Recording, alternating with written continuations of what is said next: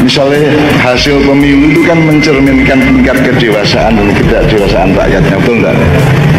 Bahkan juga algoritma pemilu. Saya misalnya pemilu 2024 itu kan gak mungkin menang. Wis ono sing menang kita saiki.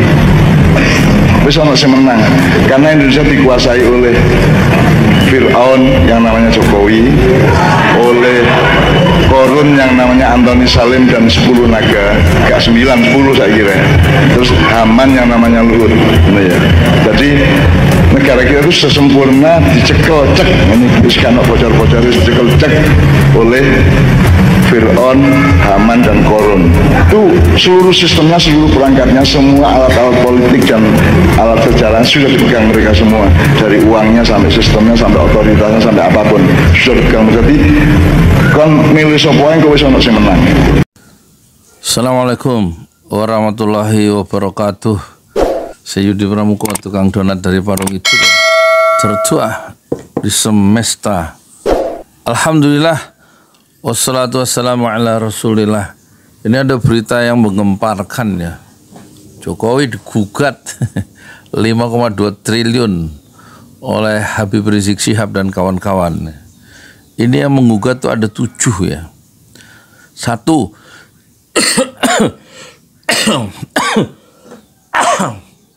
aduh sorry ya, batuk terus dari kemarin. Habib Rizik Syihab. 2, Maijen TNI Purnawirawan Sunarko. 3, Eko Sanjoyo. 4, Edi Mulyadi. 5, Dr. Andes Haji Mursalim. 6, Marwan Batubara. Ini jam 7.12 ya. Saya nggak jualan bubur ayam, masih sakit mata tuh. Mungkin besok Jumat kali ya. Masih belekan. 6, Marwan Batubara. 7, Munarman. Apa yang di ini ya tuh? Apa yang dituntut tuh apa? Jadi ke-7 penggugat itu bilang gugatan mereka berisi fakta-fakta tentang rangkaian kebohongan antara lain. 1, kebohongan soal komitmen untuk menjabat Gubernur DKI Jakarta selama 1 periode penuh 5 tahun dan tidak menjadi kutu loncat. 2, kebohongan mengenai data 6.000 unit pesanan mobil SMK. Bohong. 3, bohong untuk menolak dan tidak akan melakukan pinjaman luar negeri. 4, kebohongan akan melakukan swasembada pangan. 7, kebohongan tidak akan menggunakan APBN untuk pembiayaan sejumlah infrastruktur seperti kereta cepat Indonesia Cina. 6, kebohongan mengenai data uang 11.000 triliun yang ada di kantong Jokowi dan rangkaian kebohongan Jokowi yang lain. Susah ya kalau punya presiden bohong itu. Memang Jokowi terkenal ya bohong ya. Antar ucapan dan perkataan itu nggak cocok. Malah salah satu media internasional dia menjuluki sebagai man of contradiction, manusia kontradiksi, lelaki yang selalu penuh dengan kontradiksi ya. Jadi antar ucapan itu nggak cocok dengan apa yang nanti dikerjakan gitu loh. Itulah Jokowi ya. Kalau kata Amin Rais, kata siapa ya? Kata Amin Rais dan kata Rias Rashid, Jokowi adalah presiden paling buruk ya di Indonesia sepanjang Indonesia merdeka. Itu kata orang, bukan kata saya tapi kata orang yang satu. Amin Rais itu mempunyai jaringan internasional dan pernah jadi ketua MPR, dan dia menurunkan Presiden Soeharto dan juga Gus Dur ya dalam sidang MPR luar biasa itu. Amin Rais reputasinya sebagai aktivis politik itu tidak diragukan. Dan kemudian yang bilang Jokowi ada presiden paling buruk adalah Rias Rashid ya, tokoh otonom daerah dan ahli tentang pemerintahan ya.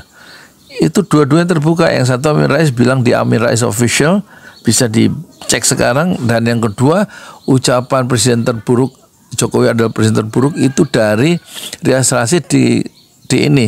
Saya sudah lihat, sudah dengar, saya sudah perhatikan di podcast Abraham sama Speak Up ya. Nggak percaya ini aja, masa orang seperti itu nggak kita. Jadi ucapan seorang tokoh seperti Amin Rais dan Riaz Rashid itu lebih layak diperhatikan daripada jutaan ucapan dan kebiasaan orang-orang biasa, orang-orang awam ya. Dalam penelitian antropologi harus selalu begitu, memperhatikan aktivitas, gerak-gerik, ucapan seorang tokoh dalam satu komunitas itu harus lebih diperhatikan dengan seksama dibanding jutaan orang-orang awam ya. Jadi adapun yang digugat itu satu, menghukum penggugat itu minta satu, menghukum Jokowi membayar ganti rugi material senilai utang luar negeri Indonesia periode 2014 sampai dengan 2024 selama Jokowi menjabat sebagai presiden untuk disetorkan ke kas negara. Dua, memerintahkan kepada negara untuk menahan pembiayaan atau tidak memberikan rumah sebagai mantan presiden kepada Jokowi. Tiga, memerintahkan kepada negara untuk menahan atau tidak memberikan seluruh uang pensiun Jokowi. Bahwa walaupun gugatan yang kami ajukan tidak sebanding dengan kerusakan dan kerugian negara akibat rangkaian kebohongan Jokowi, tetapi langkah konkret ini kami lakukan untuk mengingatkan kepada penguasa yang akan datang dan seluruh pemangku kebijakan untuk berlaku jujur dalam mengemban amanat rakyat Indonesia. Papar penggugat dalam siaran pers setelah mendaftarkan gugatan pada 30 September 2024 ya. Itu ya profil apa atau penilaian warga masyarakat terhadap presidennya sendiri, yaitu Joko Widodo. Gimana menurut Anda?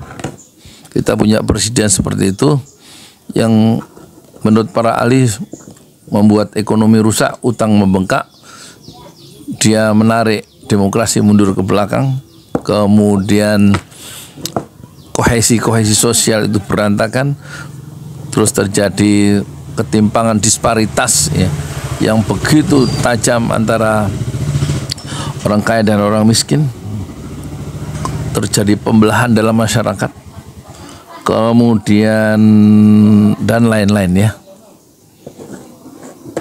Profil internasional Indonesia di luar negeri itu sangat lemah karena kepemimpinan yang lemah dari Jokowi. Dan itulah ya takdir Allah berlaku, kita menerima. Dan keenam, penggugat itu mencoba untuk mencari takdir yang lebih baik di masa depan dengan pemimpinnya yang baru. Bagaimana menurut Anda punya presiden yang tukang bohong itu? Assalamualaikum warahmatullahi wabarakatuh. Di jalan Allah. Ini Masjid 6 Syuhada lagi dikunjungi sama Ketua Hilmi. Modal awalnya berapa Pak Yudi Pramuko? 750.000. 750.000 rupiah aja. Jadi ini 500 jutaan nih barang. Sekarang udah habis 310. Masya Allah, tuh udah pakai keramik, plafonnya tinggal granit tuh kayak marmer tuh. Masya Allah nih, sampai juga kita ke sini. Masjid 6 Syuhada, ngapa namanya Masjid 6 Syuhada Pak Yudi? Kita mau mendokumentasikan perjuangan dakwahan nama anak muda pengawal Habib Rizik Syihab itu. Masya Allah. Yang dibunuh sama orang jahat di kilometer 50 ya. Itu kan simbol memperjuangkan dakwah itu kita harus memberikan segalanya untuk Islam kan ya. Masya Allah. Dan nama anak muda itulah yang sudah memberikan segalanya untuk Islam. Masya Allah. Apa nanti nama pemuda itu ada juga di sini mungkin diterangkan? Mungkin namanya 6 Syuhada. 6 Syuhada itu, ya. 6 Syuhada dipasang di sini. 6 Syuhada. Bip Ali, apa yang dikomentarin dari ini semua, Bip Ali? Masya Allah, luar biasa. Dari uang 700.000, kalau pengen ternyata bisa. Bisa. Allah kirim. Tuh, bisa. Ya, dengan masuk satu gang kecil, tapi Bapak ini luar biasa. Kecil tuh. Masya Allah ya. Satu call aja. Masya Allah. Perjuangan Pak Yudi Pramuko, YouTuber YouTuber sejagat paling tua. Tertua di semesta. Tertua di semesta. Masya Allah. Tukang donat. Tukang donat. Tukang donat dari Paru. Ini saya laporkan dari lapangan ini, langsung dari Masjid Anam Syuhada. Masya Allah. Dan ini dia. Dalam lihat dah. Tuh lihat tuh masjidnya. Tuh imamnya di situ tuh. Malam-malam lagi kita. Masya Allah. Masih kurang nih. Atapnya katanya transfer aja. Masjid Anam Syuhada sebentar lagi selesai. Dinding lubang angin sebagian sudah terpasang, lantai 2 dan kemudian plafon termasuk lantai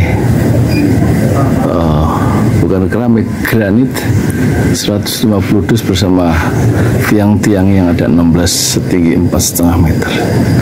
Kemudian finishing terakhir adalah tangga menjebol atap ya, lantai pertama untuk masuk ke lantai 2. Inilah Masjid Anam Syuhada. 2,5 tahun lalu dimulai pada 2 Agustus hari Senin 2021. Tinggal sedikit lagi insya Allah, dan lantainya dari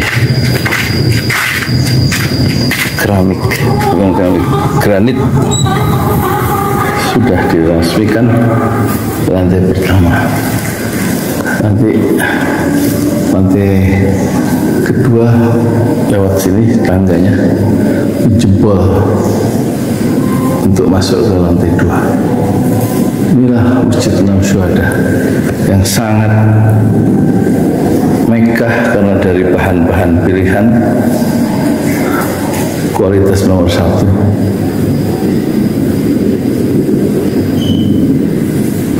Tinggal sekitar 80 juta lagi finishing lantai atas selesai, insya Allah.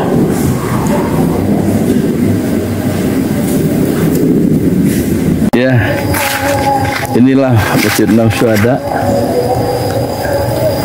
yang sangat bersejarah ya dalam sejarah dakwah Indonesia modern, insya Allah, karena ini dibangun dalam konteks kezaliman rejim penguasa yang sudah membunuh 6 santri dari front Laskar Front Pembela Islam, dan kita abadikan pengorbanan dan perjuangan dakwah mereka sehingga kita sebut namanya Masjid Anam Syuhada. Mereka mengawal perjalanan dakwah gurunya Habib Rizik Syihab, dan mereka dicegat oleh orang-orang jahat di kilometer 50. Saya Yudi Pramuko, tukang donat dari Parung Suber, tertua di semesta fasbir sabrun jamil, bersabarlah dengan kesabaran yang indah. Assalamualaikum warahmatullahi wabarakatuh.